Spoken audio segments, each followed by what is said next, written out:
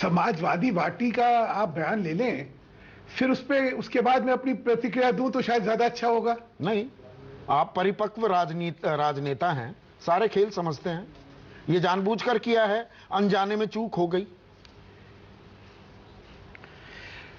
मेरा सिर्फ लोगों को ध्यान दिलाने का एक उद्देश्य है कि जब गुजरात पुलिस की कवायद हुई और वहां पे किसी एक ऐसे चेहरे को दिखाया गया जिसको किसी धर्म के साथ जोड़ने की कोशिश हुई, पहले ही बैकफुट पर आ गए आप। समाजवादी पार्टी का क्या बयान था, सुनिए ना।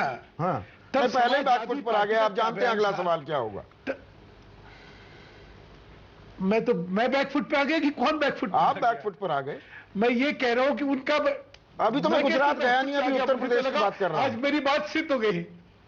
मैं तो अभी उत्तर प्रदेश पे हूं। आपने नहीं सुनी अभी गुजरात पहुंच गए आप। मेरी पूरी बात तो सुन ले रहा। हाँ, मेरी बात सुन ले एक बार, फिर उसके बाद तो जो उस समय बयान दिए गए थे, समाजवादी पार्टी ने दिया, कांग्रेस पार्टी ने दिया, मैं ध्यान में एक टीवी डिबेट पे आरजेडी ने दिया, आम आदमी पार्टी ने दिया, उसमें कहा ये सांप्रदायिकता का सबसे बड़ा प्रतीक है, ये भाजपा की सांप्रदायिक मानसिकता जो है उसका चित्रण हो रहा है। और तो नहीं था क्या क्या भूला गया? नहीं था क्या?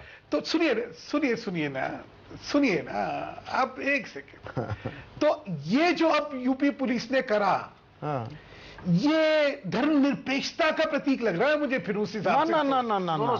ना। और अगर गुजरात को आपने तथाकथित हिंदुत्व की प्रयोगशाला बनाया हुआ है और उत्तर प्रदेश को मौलाना मुलायम ने अपनी राजनीति की प्रयोगशाला बनाया हुआ है। आप दोनों इस हमाम में नंगे हैं।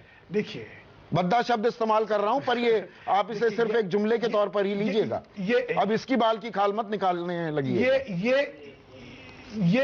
ये जुमला आपको कहने का अपना हक है, लेकिन मैं सिर्फ कहना चाहता हूं कि हर समय हर चीज को जब आप धर्मनिरपेक्षता और सांप्रदायिकता के चश्मे से देखते हैं तो हम अपनी मानसिकता का परिचय देते हैं। चलिए, हमारे साथ सीपी राय हैं। सांप्रदायिक है, इसलिए धर्मनिरपेक्षता की बात करते हैं। सीपी राय।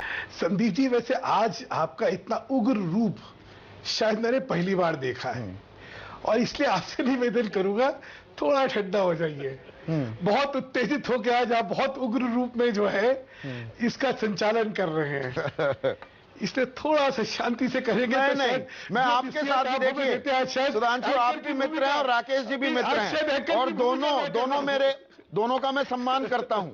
लेकिन जहां देखिए, मैं एक एंकर हूं, अगर यहां पर मतभेद होगा, मनभेद नहीं होते हैं, मतभेद हम उग्र रूप से भी आमने सामने हो जाते हैं, इसमें मुझे कोई दिक्कत नहीं कहने में, ना कोई संकोच है, और आगे भी करता रहूंगा। नहीं, मुझे लगता है एंकर की भूमिका में इतना उग्र रूप लेना जो है वो शायद ठीक नहीं है। ठीक है, चलिए, थोड़ा सा बात रख के चर्चाएं होनी चाहिए। अगर सब लोग हम लोग यही करते रहेंगे तो लोग कैसे सुनेंगे? अच्छा, मैं सिर्फ एक चीज चाहता था कि गुजरात के उस प्रकरण के बारे में सीपी राय जी क्या कहते हैं पहले सुन लूं। आपकी बात सुनना चाहता हूं। सीपी राय जी को थोड़ी देर के लिए नहीं, उनसे मैंने पूछ लिया। आप बताइए, गुजरात में जो हुआ ऊपर से संकेत गया क्या? तभी होता है ये, वरना कैसे हो पाता? कभी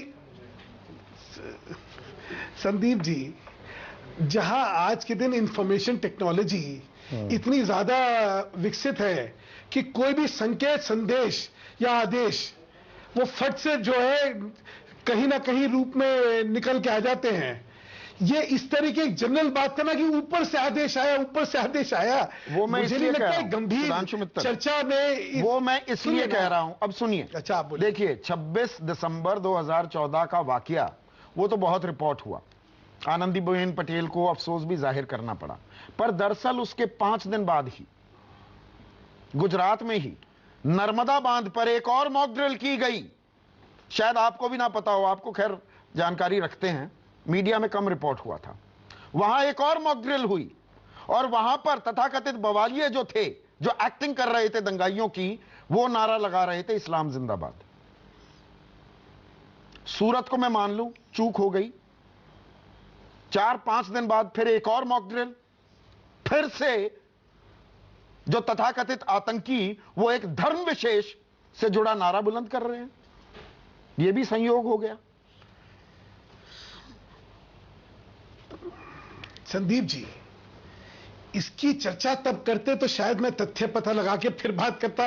अब आज से 1 साल पहले, 8 महीने पहले, 7 महीने पहले जो चीज थी, वो नया प्रकरण आप जो कह रहे हैं उसके एक तथ्य मुझे कहां से आज की पता नई होंगे चीज भाई? बता देता हूं। तो वो इस आज की चर्चा नई के लिए चीज सार्थक बता देता हूं। होंगे। आपने क्योंकि छेड़ा, माफी चाहूंगा बीच जी, में टोक रहा हूं बता फिर से। एनआईए सॉफ्टली प्रॉड कर रही है, बड़े हल्के से दबाव बना रही है रोहिणी सेलियन पर।